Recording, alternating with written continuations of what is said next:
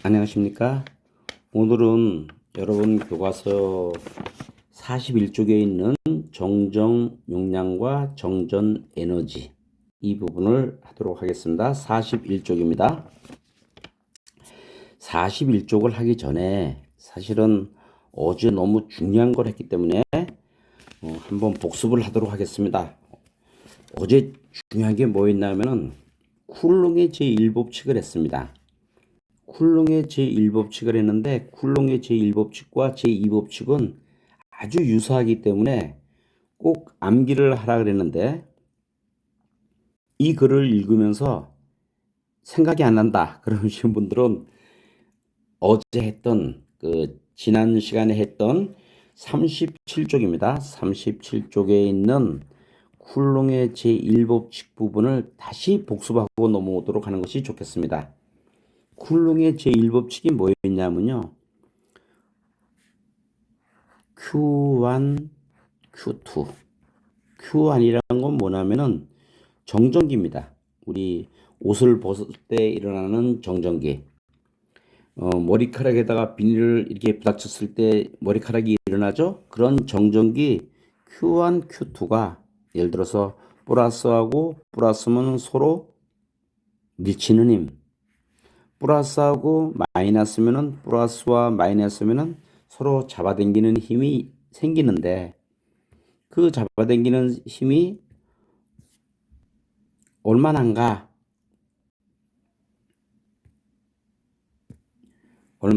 이런 얘기죠. 얼마나인가. 다시 보겠습니다. 얼마나 그 힘이 생기는가 해가지고 쿨롱의 제1법칙을 했는데 작용하는 힘 F는 4파이 엡실론분의 1 곱하기 R 자승분의 Q1, Q2고 힘의 단위는 뉴턴입니다. 힘의 단위는 뉴턴이고 이거를 우리가 말로 표시할 수 있어야 합니다. Q1, Q2가 R메다 떨어져 있을 때 작용하는 힘 F는 Q1, Q2의 곱의 비례하고 이 곱하기죠. 곱의 비례하고 거리의 제곱에 반비례한다. 이렇게 말로도 외울 수 있어야 되고 이거를 다시 한번 조금 세분해서 쓰면은 4파이 엡실론 제로 엡실론 S분의 1 곱하기 R 자승분의 Q1, Q2 이렇게 쓸 수가 있었고 이게 만일 진공중이라면은 엡실론 S는 있고 1이니까 이걸 다시 한번 쓰면은 4파이 엡실론 제로분의 1 곱하기 R 자승분의 Q1, Q2가 돼가지고 이거를 계산했더니 9 곱하기 10의 9승 곱하기 R 자승분의 Q1, Q2이다.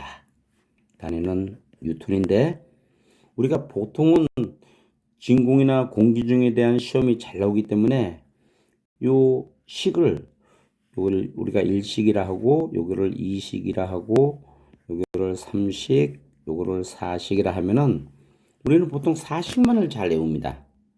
근데 그러시면 안 되고 처음부터 요 말을 처음부터 해가지고 여러분들이 이 부분을 전부 다 암기하고 또 줄줄줄 나올 수 있도록 해야 되겠습니다. 그 다음에 이제 이거는 Q1하고 Q2가 두 개 있을 때고 Q1 하나가 있을 때 여기서 R메다 떨어진 점의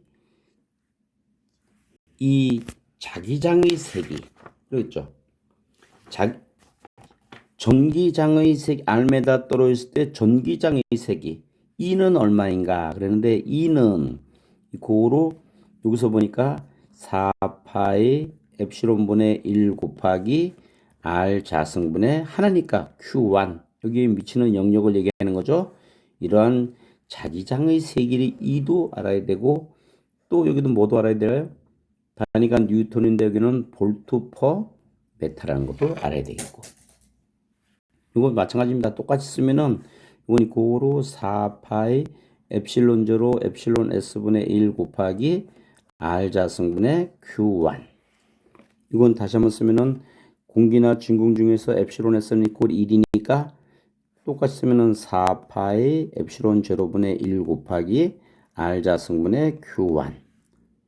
이거는 다시 한번 쓰면은 9 곱하기 10의 9승 곱하기 R 자승분의 Q1이고, 또 하나 했습니다. 전위란 걸 했습니다. 전위. 전위 V는 여기 똑같습니다. 식은 요거하고 똑같고, 진공이나 공기 중에서의 전위는 요걸 다시 한번 쓰면은 9 곱하기 10의 9승 곱하기 이번에는 R 자승에 빠져나올 게 하나밖에 없습니다. R분의 Q 해가지고 여기는 단위가 또 볼트. 우리가 말하면은 전기의 위치 에너지 하는 전위입니다. 그래서 쿨롱의 제1법칙이 중요하니까 여러분들, 제가 오늘 사실은 바쁜데 갈 길이 먼데 중요하기 때문에 이 부분을 여러분들하고 꼭 다시 한번 얘기하기로 했습니다. 그러니까 여러분들이 잘 알아두시고 잊어버리지 않도록 해야 되겠습니다.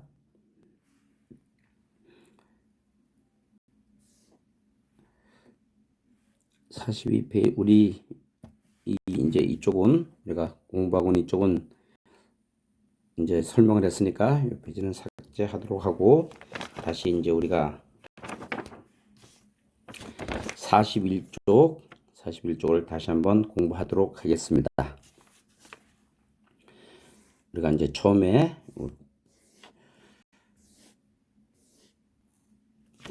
41쪽이죠. 41쪽. 그러니까 43쪽으로 맞네요. 42쪽은 없으니까 41쪽 여기까지였습니다. 오늘 계산하는 부분 정정 용량과 정전 에너지 그랬는데, 어제도 얘기했지만 정전기, 움직이지 않는 전기를 담는 그릇과 또 담았을 때의 정전기가 가지고 있는 에너지는 얼마인가, 그런 뜻입니다. 정정 용량, 캐패시턴스, 또 새로운 용어가 나옵니다. 정전기를 담는 그릇을 캐패시티라 그러고, 우리는 뭐라고 하냐면은 C는 이코로 페럿 이렇게 나타내는데, 이게 이제 앞으로 우리가 계속 나오는 콘덴서를 얘기합니다. 콘덴서 C고 단위는 페럿이라 그러는데, 이 C를 뭐라 그러면 우리말로 정전 용량, 영어로 캐패시턴스. 자, 또 새로운 용어가 나왔지만 우리가 여기서 두려워하면 안 되고, 자, 정전 용량이란 접촉되어 있지 않은 두 평형판 도처의 전기적 성질을 의미하는데, 다시 말하면 콘덴서가 전하를 축적할 수 있는 능력을 표시하는 양이다. 콘덴서가 뭐냐면은 여기 이렇게 있는데, 콘덴서가 여기를 플러스하고 마이너스를 주어주면은 플러스 전하가 여기 가서 붙고 마이너스는 여기 와서 이렇게 붙는데, 이 붙는 것을, 플러스 전하와 마이너스 전하가 붙는 것을 정전 용량이라 한다, 그런 얘기입니다. 이 콘덴서의 크기입니다. 그래서 표시하고, 콘덴서의 정전 용량이 C이고, 콘덴서가 많이 담을 수 있고 정전기를 담을 수 있는 그릇이 C고, 전하 V가 나타날 때 여기에 전하 V를 주어줬을 때 얼마만큼의 플러스 전하와 마이너스 전하가 충전이 되는가 하면 Q는 이코로 10이다. 이것도 또 새로 나오니까 또 공부해야 됩니다. 그래서 1페럿은 1볼트의 전압을 가하여 1쿠롱의 전하를 축적하는 경우의 정정 용량이다. 그리고 콘덴서에 축적되는 전하는 매우 작기 때문에 마이크로페럿, 마이크로 10의 마이너스 6승이죠. 10의 마이너스 6승 또는 피코페럿의 단위를 사용한다. 이렇게 나타낼 수 있습니다. 그 다음에는 이제 정정 용량의 계산하니까 구도체의 정정 용량, 구조 동그란 구조, 이제 구도체의 정정 용량은 V는 이코로 구도체의 전위는 이렇게 나타내고, 구도체의 정정 용량은 C는 이코로 4파이 입실론 R 이렇게 나타나니까, 이건 또 다시 한번 쓰면은 일반 매질에서는 다시 한번 쓰면은 4파이 엡실론 제로 엡실론 S의 R로도 쓸 수 있습니다. 시험에 자주 나오는 영역은 알지만은 Q는 이코로 CB, 요 식은 잘 나오죠. 여러분들이 지나가면서 한번 외워두시기를 하고, 평형판 도체의 용량, 여기 기전력 2가 주어지면 여기 플러스가 쭉 와서, 여기 플러스가 쭉 와서 이쪽에는 플러스 전하가 모이고, 그 다음에 이쪽은 마이너스가 가서 아래판에는 마이너스가 이렇게 모입니다. 그거를 표시한 게 이 가운데 쪽에는 유전율 입시론이 있습니다. 입시론이 있어가지고 엡실론 이코로 엡실론 제로 엡실론 S를 했는데 유전율을 했어요. 전기를 안 통하는 겁니다. 이게 지금 이렇게 나와서 그림이 이렇게 있지만은 여기에 플러스하고 마이너스가 이렇게 있다는 뜻이죠. 그래서 평형판 도체의 정정 용량, 이 평형판이죠. 평형판 도체의 정정 용량은 콘덴서의 평형판 면적이 A고 극판 간격이 L일 때, 이 간격이 L입니다. 이 간격이 L일 때 이런 뜻이죠. 정정 용량 C는 L분의 엡실론 A다. 그리고 뭐라고 표시하냐면은 큰 용량이 큰 콘덴서를 만들기 위한 방법은 유전율이 큰 것을 사용하고, 아까 유전율이 여기 전기를 안 통해야 되는 유전이 큰 것을 사용하죠. 사용하고 극판의 면적을 넓게 하면은 넓은 플러스가 많이 남을 수 있으니까 극판의 면적을 크게 하고 이런 뜻이죠. 대신에 극판 간의 거리는 좁게 하는 게 기술이다 그런 뜻입니다. 그래서 여러분들이 공부하시면서 요거 1, 그 다음에 2, 이걸 오늘 이것도 또 안겨야 됩니다. 그래서 여러분들이 시험에 나온 걸 한번 보도록 하겠습니다. 453쪽 01번입니다. 453쪽을 한번 가도록 하겠습니다.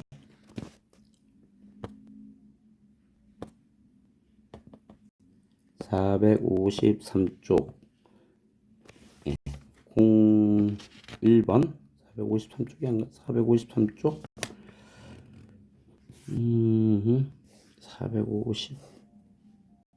435쪽이네. 그랬습니다. 다시 한번 가겠습니다. 435쪽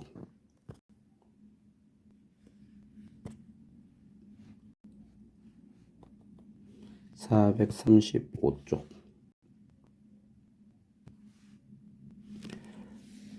여기 이제 나왔네요. 콘덴서의 종정 용량에 대한 설명으로 틀린 것은, 콘덴서가 이렇게 있으면은 콘덴서가 있으니까 콘덴서가 여기에 걸리는 전압 직류전압을 플러스하고 마이너스를 주면 전압에 반비례한다. 우선 식을 쓸 줄 알아야겠죠.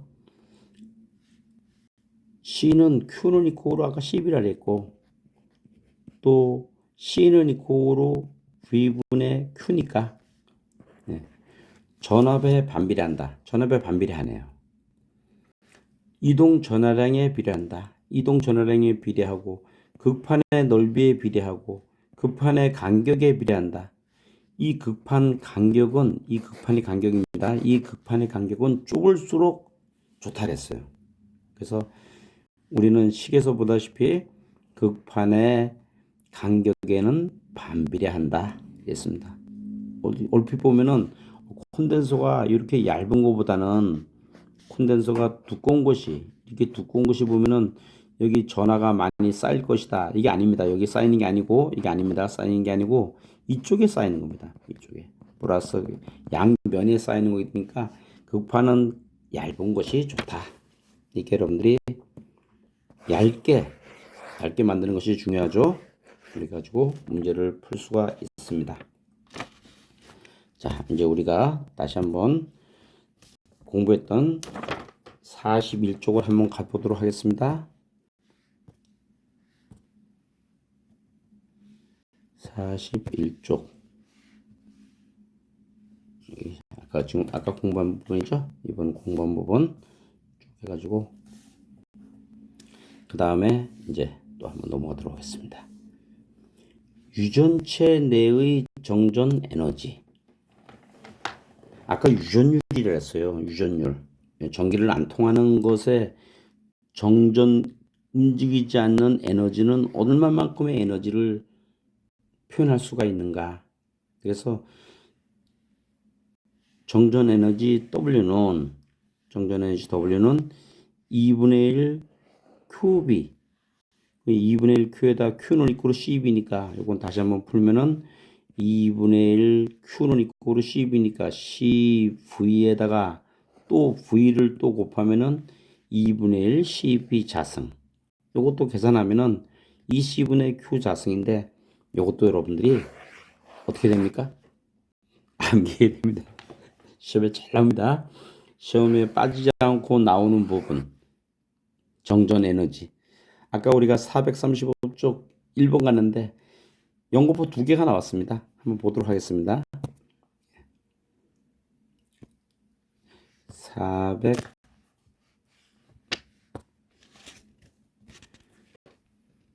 435쪽 가지고 아까 정전용료에 대한 것이 나왔고 이번에는 정전 에너지를 구하는 식으로 옳은 것은 그래 식을 아까 여러분들이 여기 했지만은 요 정전 에너지의 식을 외우고 있어야 돼요.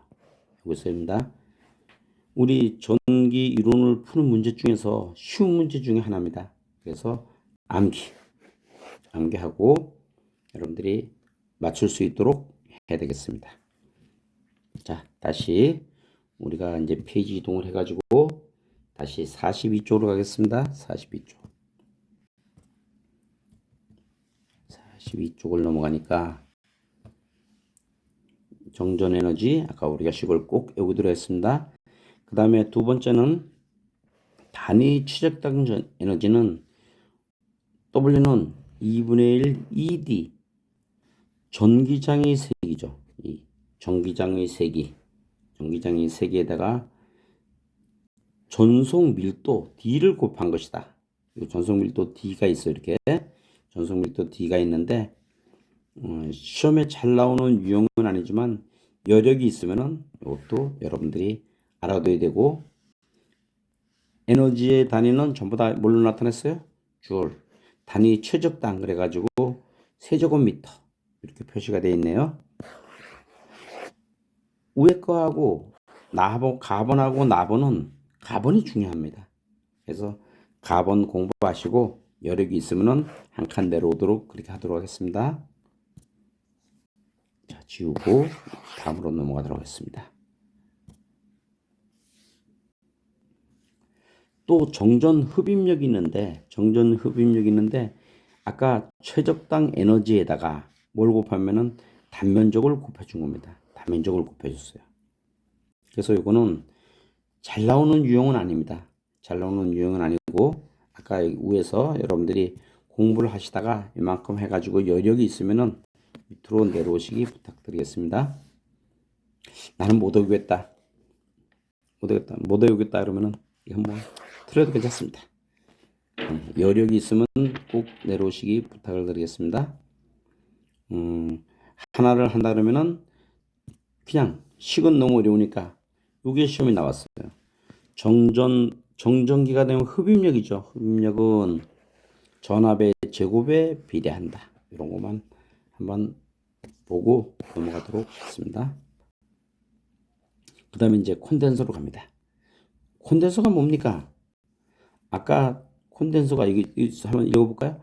두 도체 사이에 이죠 유전체를 넣어 전기를 안 통하는 것입니다. 유전체를 넣어서 절연하여 전기를 안 통하여 전하를 측정하게 한 장치로 캐패시터라 하며 측정기도 일종의 콘덴서 일종이다.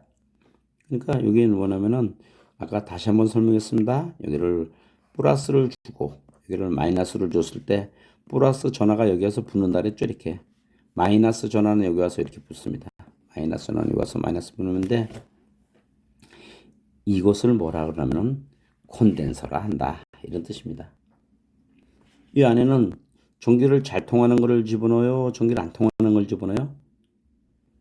전기를 안 통해야 됩니다. 전기 통하면은 이거 뭐 똑같죠. 뭐 불이 난다거나 뭐 열이 난다거나 이러는데 전기를 안 통하고 콘덴서는 전기를 통하지 않고 이렇게 했다가 충전하고 있다가 여러분들이 핸드폰을 쓰고 있다 그러면 이거를 탁 끊어주고 있다가 핸드폰을 탁 이렇게 연결하면은 이게 핸드폰입니다. 핸드폰을 이렇게 연결하면은 여기 있는 전화가 방전이 되면서 마이너스에서 플러스로 옮기죠. 방전이 되면서 핸드폰을 쓸 수 있는 겁니다. 그리고 여러분 집에 와서 어떻게 합니까? 또 충전하고. 그렇죠? 여러분이 갖고 있는 핸드폰의 그 배터리도 일종의 뭡니까? 콘덴서라고 생각하시면 되겠습니다.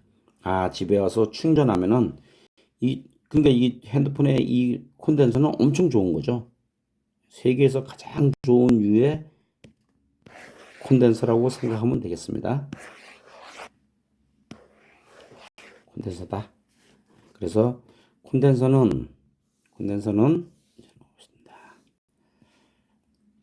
콘덴서도 아까 여기 그림을 그렸죠? 이렇게 안에 유전체는 전기를 안 통하는 것.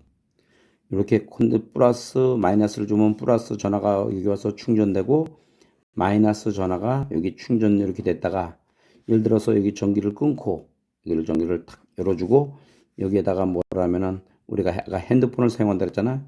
핸드폰을 탁 열면은 이 플러스 전화가 마이너스 전화가 가는 겁니다. 마이너스 전화가 플러스 쪽으로 움직이면서 방전이 되는 겁니다.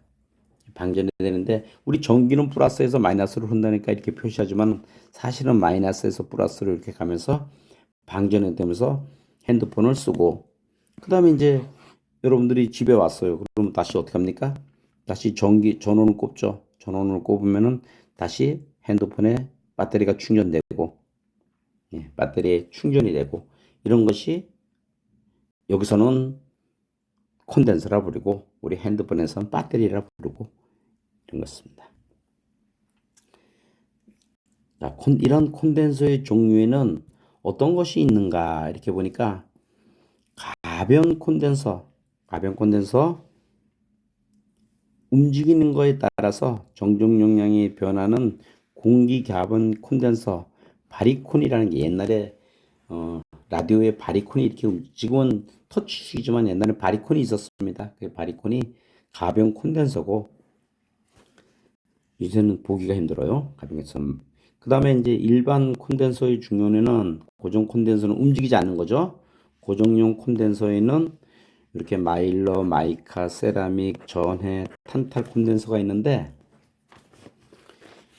여러분 집에 다 차가 있는데 마이카라잖아요. 마이카 콘덴서가 뭐냐면은 표준 콘덴서고 이거 알아둬야 있죠. 세라믹 콘덴서는 세라믹이 뭐냐면요. 규소입니다. 실리콘이에요. 이게 실리콘입니다. 실리콘으로 만든 콘덴서가 요새는 뭐 유리 접착제도 실리콘이고 그 다음에 안경테도 실리콘이고 다 실리콘입니다. 어떻게 합니까? 가장 많이 사용되는 콘덴서는 세라믹 콘덴서다. 마이카 콘덴서는 표준 콘덴서. 세라믹 콘덴서는 실리콘 가장 많이 사용하는 콘덴서다. 그 다음에 이제 우리가 암기해야 될 것, 그 다음에 해봅시다.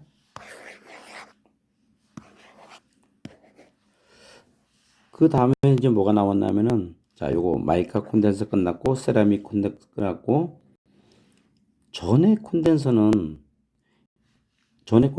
여기 극성을 가지고 있으므로 교류 회로에서는 사용할 수 없는 콘덴서는 그래서 이런 전해 콘덴서는 어떻게 되냐면은 다리가 하나는 길고 하나는 짧아요. 그래서 긴 쪽이 플러스 짧은 쪽이 마이너스 이렇게 전해 콘덴서가 되어 있고 그 다음에 그러면 예를 들어 사용하다가 양쪽이 다 잘라지면 어떻게 되느냐 요 옆에 전해 콘덴서 옆에 마이너스 극이 써 있어요. 이렇게 이쪽은 마이너스다. 이 전해 콘덴서와 탄탈 콘덴서는 극성이 있다. 탄탈륨이라는 재료를 사용하고 있는 전해 콘덴서이다. 같은 겁니다. 탄탈 콘덴서는 같은 전해 콘덴서와 같은 종류의 일종이다. 무엇보다 좋습니까? 전해 콘덴서보다는 우수한 것이다. 여러분들이 이 부분을 암기를 할 때 이 부분 암기를 다시 한번 해봅시다. 마이카 콘덴서. 마이카 콘덴서 있죠? 아까 마이카 콘덴서는 표준 콘덴서고 가장 많이 쓰이는 게 실리콘이랬어요. 실리콘, 세라믹 콘덴서, 실리콘. 그 다음에 전해 콘덴서는 극성이 있기 때문에 직류 전용이다. 이것도 직류 전용입니다. 직류 전용이다. 이렇게 해서 가끔 나옵니다. 시험 문제 가끔 나오니까 이 정도만 그냥 다른 것보다 외우기 훨씬 쉬우니까 이 정도만 암기하고 넘어가도록 하겠습니다.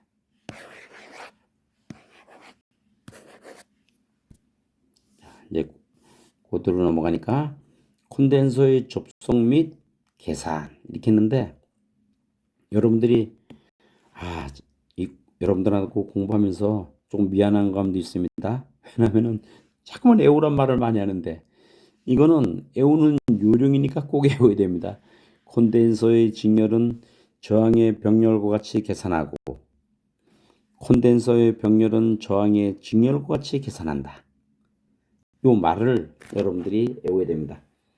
그렇다면은 저항의 직렬과 저항의 병렬을 여러분들이 계산하는 법을 잘 알았어야 되죠? 복습을 한번 해보겠습니다. 여기 옆에다 한번 해볼까요? 저항이 예를 들어서 하나, 둘 이렇게 두 가지가 있다. 여기 R1 이코로 10이고 R2 이코로 20이다. 그러면 합성 저항은 얼마인가? 이거 직렬이지 않습니까? 직렬에서의 R의 합은 10 플러스 20이니까 30 이렇게 해야죠. 저항값이 커졌어요? 작아졌어요? 커졌죠. 자, 병렬을 한번 해보겠습니다. 병렬 10 이게 병렬이죠. 요거 R1 이코로 10 R2 이코로 20이다. 합성 저항을 구하여라. 두 개일 때는 두 개일 때 공식이 뭐 있죠? 합성 저항은 R의 합은 이코로 R1 플러스 R2분의 R1 R2 이건 이코로 같이 한번 해볼까요? 같이 요거 20이라고 할까요? 이것도 그러면 20 플러스 20분의 20 곱하기 20이니까 이거는 40분의 400 맞추림 하니까 10 반으로 줄었네요. 그죠?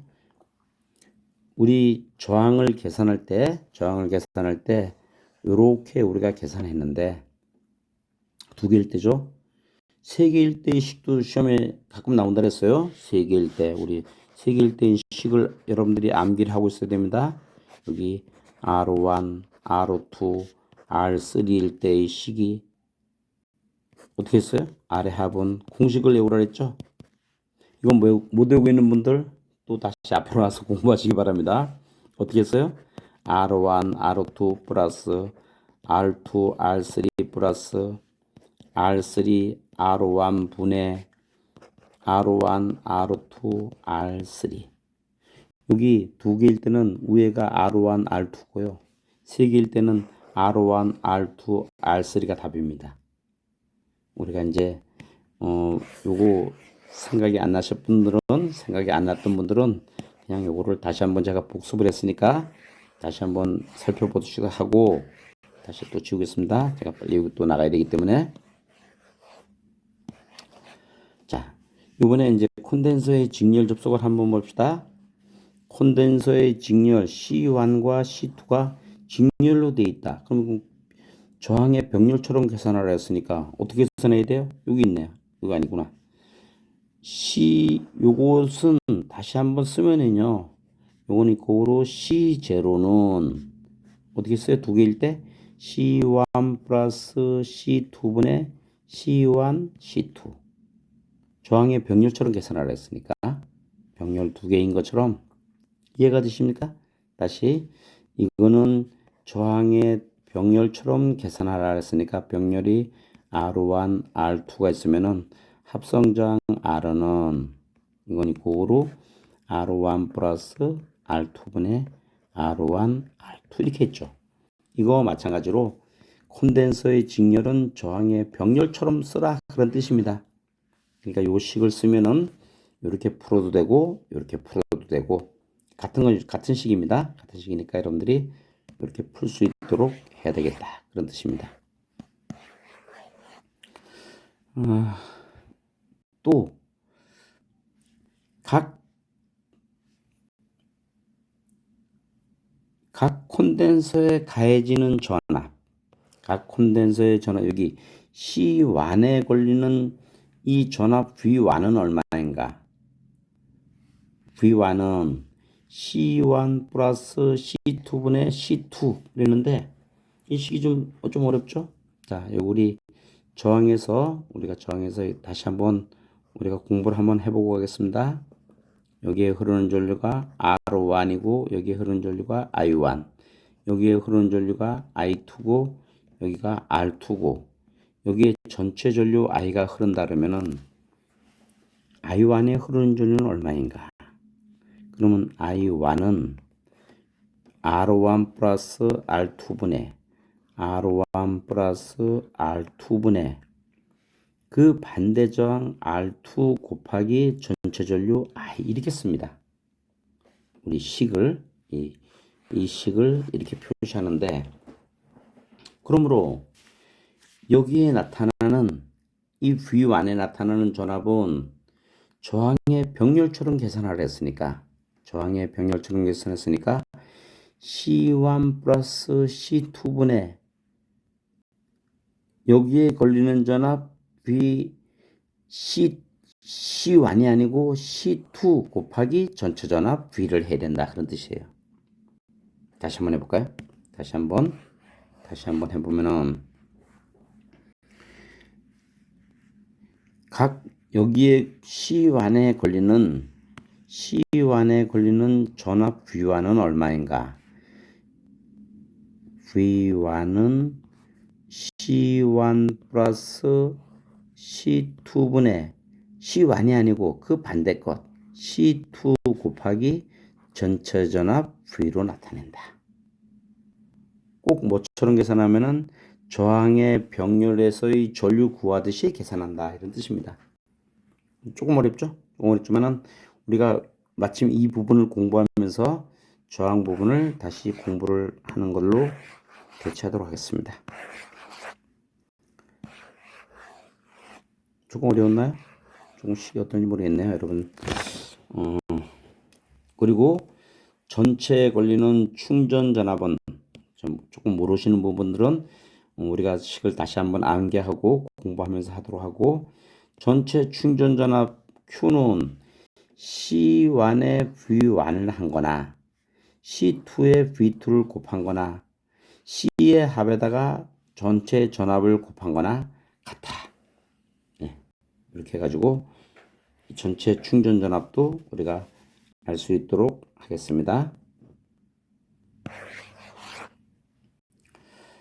병렬 접속으로 한번 갑시다.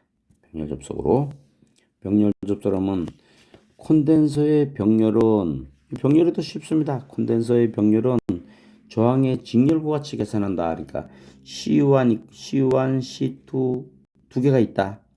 그러면 저항의 직렬처럼 계산했으니까 저항 R1 이꼬르 10, R2 이꼬르 20이다. 그럼 30이라 했잖아.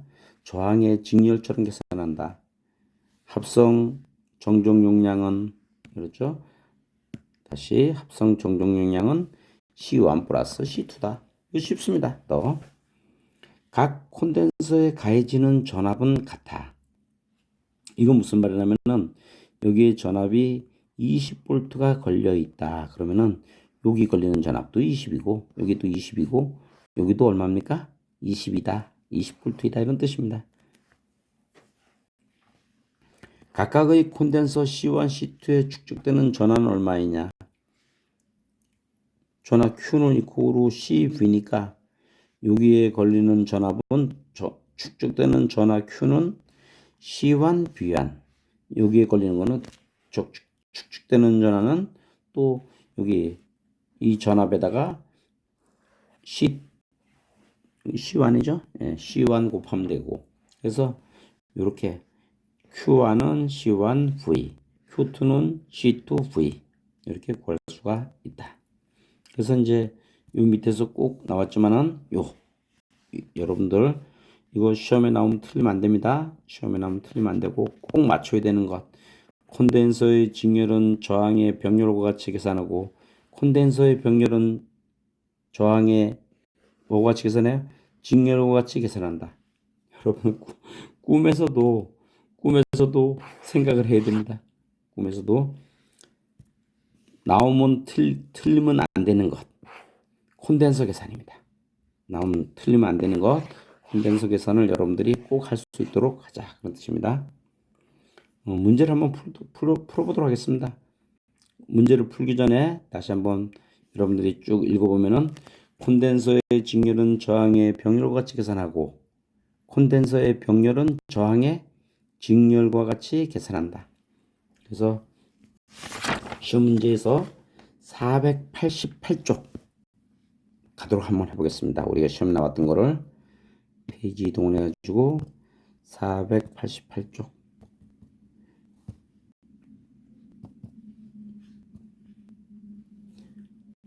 1번 있습니다. 정정 용량이 같은 콘덴서 10개가 있다. 이것을 병렬 접속할 때의 값은 직렬 접속할 때의 값보다 어떻게 되는가? 여기 유형이 제가 풀이를 해놨는데 유형을 잠깐 보고하겠습니다. 여러분들이 이해를 돕기 쉽도록 하기 위해서 이런 유형의 문제는 10개면 10을 5개면 5를 대입해서 해석하는 것이 좋다. 자, 잊어버리면 안 됩니다. 수치를 대입해서 하는데 10개면 10을 그 다음에 5개면 5를 대입하라. 이게 무슨 말인가?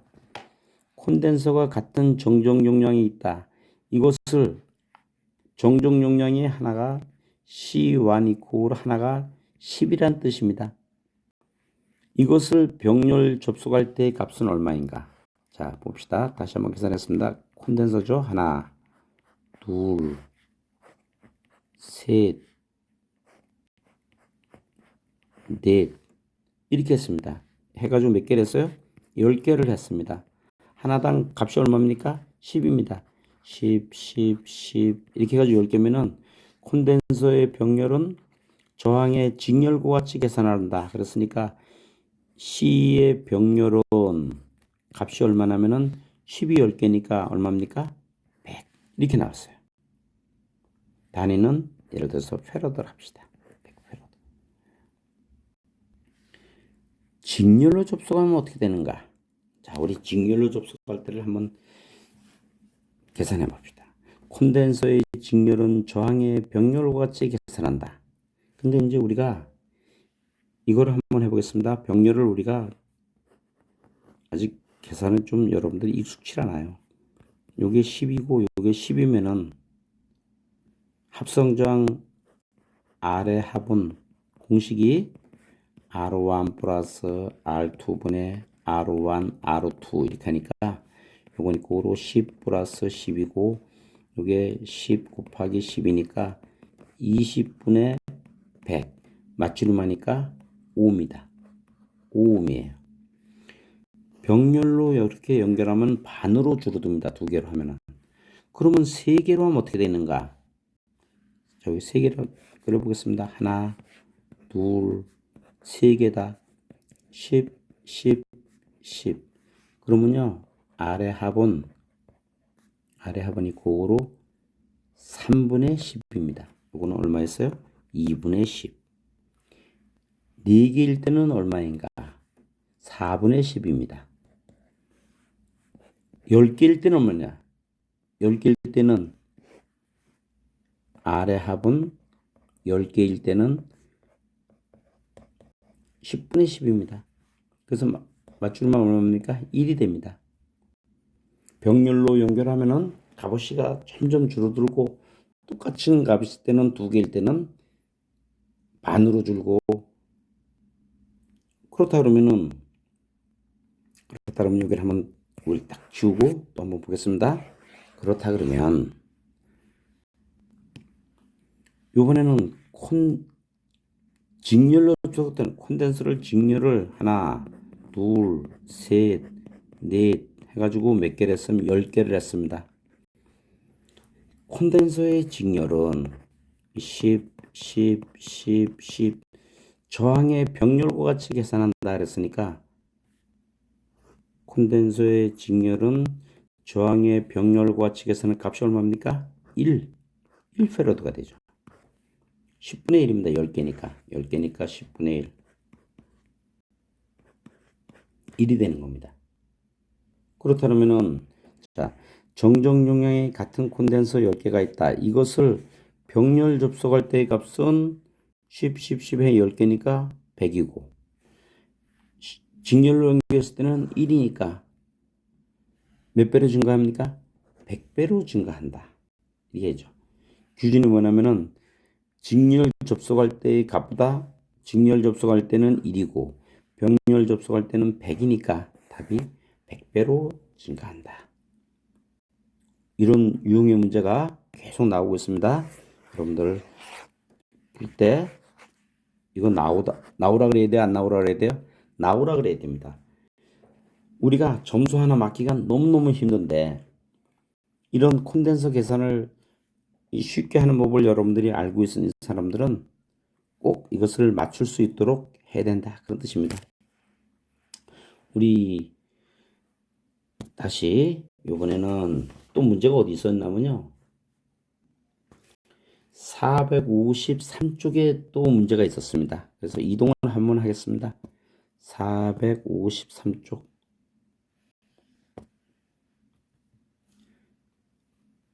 453쪽에 몇 번 문제였냐면은 6번 문제였어요. 6번. 여기 있네, 바로. C1 이코로 5 마이크로페러드, C2 이코로 10 마이크로페러드의 콘덴서를 직렬로 접속하고 직류 30V를 가했을 때 C1 양단의 전압은 얼마인가? 자, 하나가 이런 얘기죠. 그림이 하나 있고 두 개가 있는데 C1은 이코로 5, 그 다음에 C2는 이코로 10입니다. 단위가 다 페럿이기 때문에 그냥 계산하도록 하겠습니다. 그러니까 C1 양단의 전압, 여기 C1 양단의 요 전압은 얼마인가 그런 얘기예요. 요 전압은 V1이라고 여기를 V2라 하고 전체에 걸리는 전압을 여기를 30V다 그랬어요. 30V다. 그러니까 우리가 콘덴서의 직렬은 저항의 병렬과 같이 계산하는데 병렬에서 전압이 아니고 병렬에서의 전류 계산하듯이 해야 된다 그랬습니다. I 여기를 I1 여기를 다시 한번 복습하겠습니다. I2고 여기를 R1 여기를 R2라 했을 때 I1에 흐르는 전류는 여기 I1은 고로 R1 플러스 R2분의 그 반대 것 R2 곱하기 전체 전류 I 하듯이 이렇게 계산하듯이 여기서는 자 C1에 걸리는 V1은 C1 플러스 C2분의 그 반대 것 C2 곱하기 전체 전압 V다.